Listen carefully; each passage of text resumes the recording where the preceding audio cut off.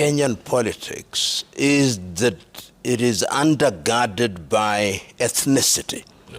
Despite the noise that we are hearing, despite the optimism that there is a new crop of young men and women who love this country, what the old politicians, and remember that across the political divide, whether it's what you call the opposition or those in government, they are the same people. These are the individuals who have been on one side at one time, and then they separate.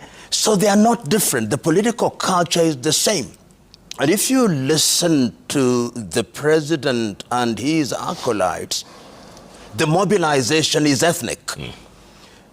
He visits an area that is populated by the Luos, is appealing to their sentiments. He goes to central provinces appealing to their sentiments. So there are no issues on the table. And as I've said before, and I repeat it here, the elections in Kenya is ordinarily a census of the number of ethnicities. And nothing in the horizon tells me that is going to change.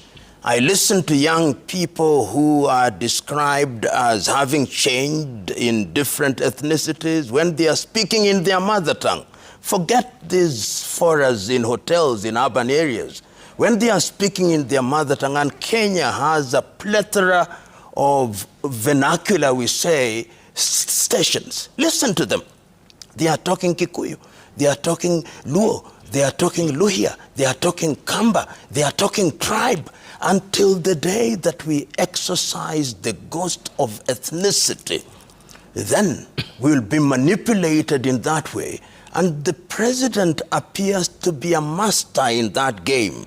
And if the opposition, the so-called opposition, let's be right in saying this, the so-called opposition continues to behave the way they are behaving, I think the president's best case scenario is to have as many presidential candidates as can be persuaded to be in the field.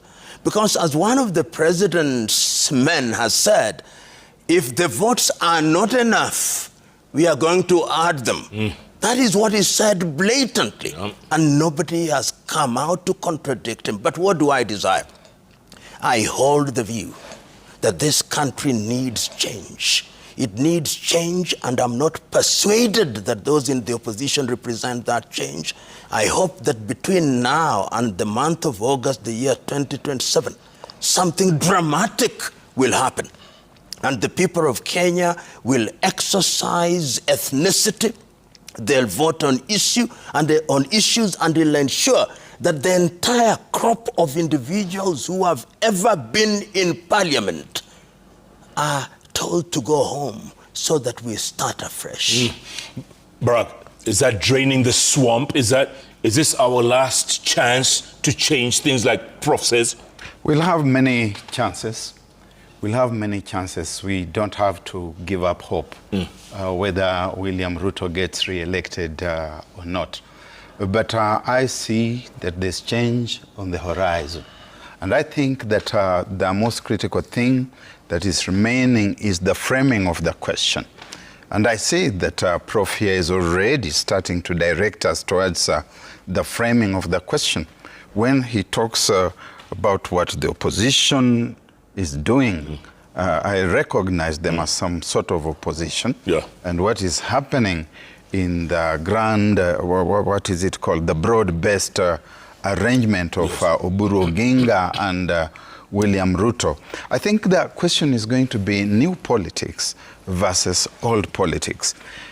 2 years ago, the young people of this country came up